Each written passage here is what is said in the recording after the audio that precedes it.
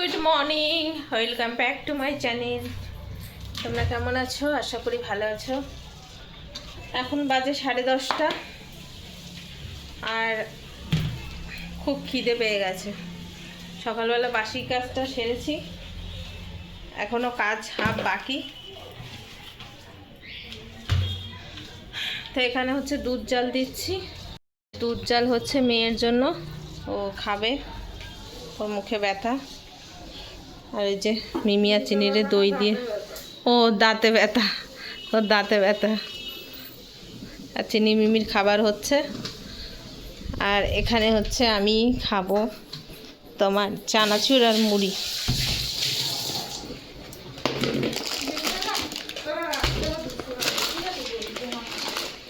চানাচুর আর মুড়ি। আকাশটা অনেক মেঘলা, বাইরে অন্ধকার।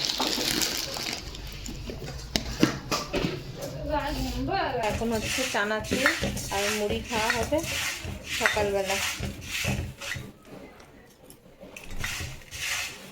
একটু তেল দিই, তাহলে ভালো লাগবে।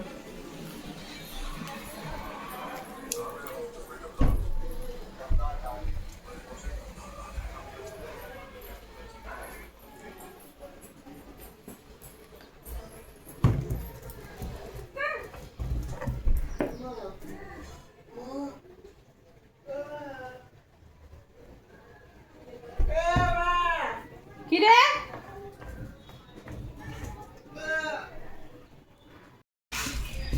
সকালবেলায় চানাচুর মুড়ি দিয়ে সকালের টিফিন।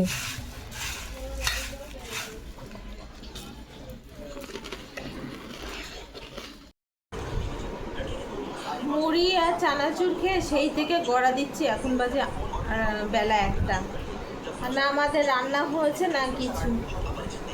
এখন হচ্ছে মাথায় তেল দিচ্ছি। আজ কালকের তরকারি আছে, কালকে তো অনেক কিছু রান্না হয়েছে, কালকের অনেক কিছু আছে। তো এখন এই মাথায় তেল দিয়ে একটু রাখবো, রেখে শ্যাম্পু করে হেয়ার স্পা লাগাবো। তো আজকে চুল মুখ এইসবেই যত্ন হবে। ভাবছি একটু মুখে ব্লিচ করবো। অনেক দিন, মানে অনেক দিন কি অনেক বছর, সেই নেই তো 19-20 বছর তো হয়ে গেছে ব্লিচ লাগাই না মুখে। ডিটান লাগাই কিন্তু ব্লিচ লাগাই না। তো ভাবছি একটু ব্লিচ লাগাবো আজকে। কালকে একটা ব্লিচের কৌটা আর একটা হেয়ার স্পার কৌটা নিয়ে এসেছি, জানো তো। তো সেটাই হচ্ছে লাগাবো। একটু মাথায় তেল দিয়ে নিই, তারপরে ব্লিচটা লাগাবো। খালি খালি আজকে কোনো কিছুই তো করলাম না, রান্নাও তো নেই। আজকে শুধু ভাত করবো ডাল সিদ্ধ দিয়ে। তো আজকে রূপচর্চাটা করে নিই, তাই না?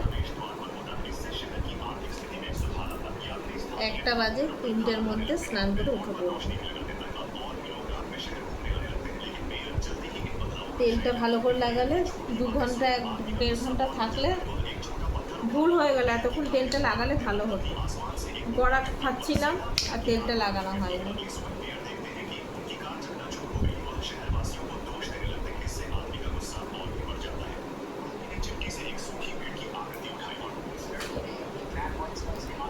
তো এখন হচ্ছে মাথায় হেয়ার স্পা লাগিয়েছি। দেখো, হেয়ার স্পা লাগিয়ে ঘুরে ঘুরে বেড়াচ্ছি। 2:30 বাজে, বৃষ্টি আসছে যাচ্ছে, আসছে যাচ্ছে। হ্যাঁ, শোনো, আমার ভাত বসিয়েছে। ভাত হচ্ছে, শুধু ভাতই হবে, গরম ভাত হবে। কেমন লাগছে আমায়? হ্যাঁ, ভূতের মতো লাগছে পুরো হেয়ার স্পা লাগিয়ে। আজকে পুরো দিনটা বেকার গেল, না রান্না হলো, না খাওয়া হলো, না কিছু হলো, না কোনো কাজ হলো, কিছুই হলো না। পুরো বেকার গেল দিনটা আজকে। শুধু স্নানটা করবো, ব্যাস, তারপরে খেতে বসে যাব। তো চলো যাই, স্নান করে আসি। আর 10 মিনিট থাকবো, থেকে স্নান করতে যাব। বেশিক্ষণ থাকবো না, আমার আবার মাইগ্রেনের প্রবলেম আছে। তো পুরো ঠান্ডা লেগে তারপরে মাথা যন্ত্রণা শুরু হয়ে যাবে, তখন আবার আরেক যন্ত্রণা। তখন আবার নাইসিনডেট খেতে হবে। নাইসিনডেট না খাওয়া পর্যন্ত কমবে না। বরং স্বল্প একটু রেখে মাথাটা ধুয়ে নিই। চলো, সারাদিনটা কেমন গেল? না রান্নাবান্না হলো, না ঠিক করে কাজ গুছিয়ে করলাম, না জামা কাপড় কাচলাম। আজকে সারাদিনটা শুধু লাত খেতে খেতে চলে গেল। তো যাই হোক, স্নান করে আগে খেয়ে নিলাম। আজকে তো রান্না হয়নি, মেয়ে ভাত বানালো। আর কালকের ইলিশ মাছের ভাপা ছিল 2 পিস, ছেলের জন্য রাখলাম। মেয়ে তো খাবে না, মেয়ে খায় না ইলিশ মাছ। আর মেয়ের জন্য আলু ভাজা আর পটল ভাজা হলো, ঠিক আছে। আর তারপর তোমার শোল মাছ ছিল কচু দিয়ে, তাই দিয়ে খাওয়া দাওয়া কমপ্লিট করলাম। দুপুরে ভেবেছিলাম ভাত খাবো না, কিন্তু মাছ ছিল বলে আজকে খেয়ে নিলাম। যাই হোক, প্রতিদিনই এরকম ভাবি, যেহেতু না অনেক ওয়েট বেড়ে গেছে, একটু ওয়েট কমানোর চেষ্টা করছি। আজকে সকালবেলা তো 1 ঘন্টা এক্সারসাইজ করেছি। 6টা 5 থেকে শুরু করেছি, 7টা পর্যন্ত, মানে 5 মিনিট একটু কম হয়েছে। পাক্কা 1 ঘন্টা, মানে 1 ঘন্টা হয়নি, পাক্কা 1 ঘন্টা 5 মিনিট কম হয়েছে। তো এক্সারসাইজ করেছি, তো করার পরে তারপরে একটু জিরে জল খেয়েছি, ঠিক আছে। তো খাওয়ার পরে বেশ কিছুক্ষণ খিদে লাগেনি। আর এই হচ্ছে পরপর 2-3 দিন এত উল্টোপাল্টা রান্না হয়েছে, তোমরা তো সবাই দেখেছো। এত উল্টোপাল্টা রান্না হয়েছে, যার জন্য আজকে আর রান্না করতে ইচ্ছা করছিল না, মন চাইছিল না। তারপরে তরকারি আছে, তাহলে বলো খালি খালি রান্না কেন করব। আর ছেলেকে দিয়ে আম নিয়ে এসেছিলাম, ঠিক আছে, 2 কিলো আম নিয়ে এসেছি। তো ছেলে হচ্ছে তোমার আম দিয়ে ভাত খেতে পছন্দ করে। তো কালকে অনেক ভাতও ছিল, সেই ভাতগুলো আবার জল ঢেলে রেখেছি, তা ছেলে সেই ভাতগুলো খেয়েছে। ও একবার খেয়েছে, আমার বলছে মা দুপুরবেলাও খাবো, তাও ওর জন্য তরকারি রেখেছি, যদি তরকারি দিয়ে খেয়ে নেয়। আর মেয়ে এখন খাচ্ছে। তো আমি ভাবলাম যে চলো এবার একটু শুই। অনেক ভোরবেলা উঠেছি গো, 5টার সময় উঠেছি, আর চলছে না। তো মেয়েকে বললাম একটু আম কেটে নিয়ে আয়, আমি একটু খাটে গিয়ে বসি।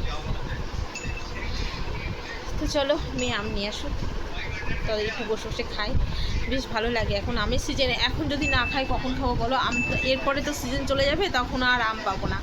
তো এখন একটু খাবো। শোনা মা, আমটা কেটে নিয়ে আসো মা। তো চলো আম কেটে নিয়ে আসো, ঘরে এসছি।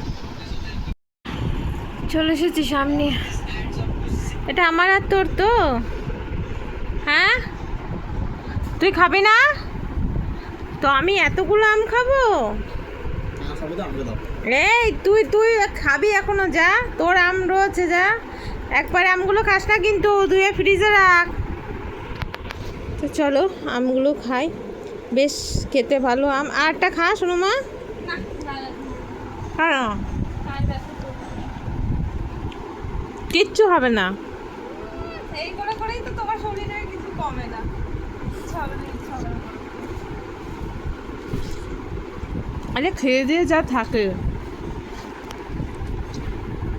আমরা ভাবি না তো, খেয়ে দিয়ে কি থাকলো না, তো সুস্থভাবে থাকি বাবা। এই তো আমি এখন খাচ্ছি, আমি তো রাত্রে খাবো না। তো এখন যা খাওয়ার খেয়ে নিচ্ছি। এখন খেলে কি কষ্ট হবে না? এখন খাওয়ার পরে কষ্ট।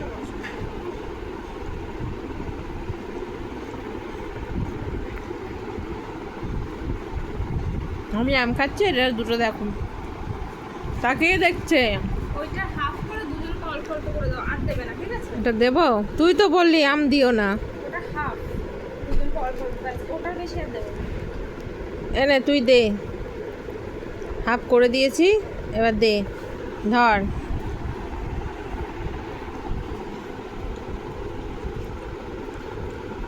বেশ ভালোই লাগে আম খেতে। এখন হচ্ছে আমের সিজন, আম খাবো না বলো?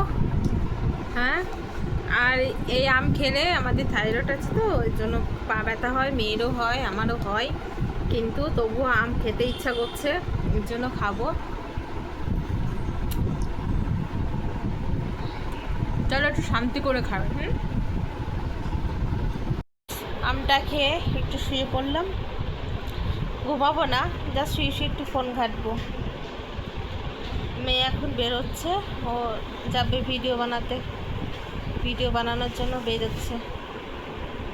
আর আমি একটু শুয়ে থাকবো এখন, রেস্ট যারে বলে। তারপরে বিকেলে উঠে কাজ গোছাবো। পেয়েছিস? চল একটু রেস্ট করে নিই।